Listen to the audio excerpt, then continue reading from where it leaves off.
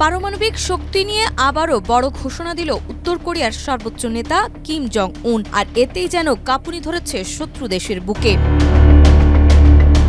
উত্তর কোরিয়ার সর্বোচ্চ নেতা কিম জং উন স্পষ্ট করে জানিয়েছেন, তার দেশ কেবল প্রতিরক্ষার জন্য নয়, প্রয়োজনে আক্রমণাত্মক সামরিক প্রস্তুতিও জোরদার করছে। তিনি বলেন, পারমাণবিক অস্ত্রের পাশাপাশি প্রচলিত সেনাবাহিনী আধুনিকরণ করাই এখন তার মূল লক্ষ্য। 2019 সালের ব্যর্থ শীর্ষ সম্মেলনের পর থেকেই পিংইয়ং জানিয়ে আসছে, তারা কোনোভাবেই পারমাণবিক কর্মসূচি থেকে সরে আসবে না। দেশটি ইতিমধ্যেই নিজেকে অপরিবর্তনীয় পারমাণবিক রাষ্ট্র হিসেবে ঘোষণা করেছে। কেসিএনের তথ্য মতে, অস্ত্র গবেষণা কেন্দ্রে পরিদর্শনের সময় কিং বলেছেন, একযোগে পারমাণবিক ও প্রচলিত বাহিনী গড়ে তোলাই তার পরিকল্পনা।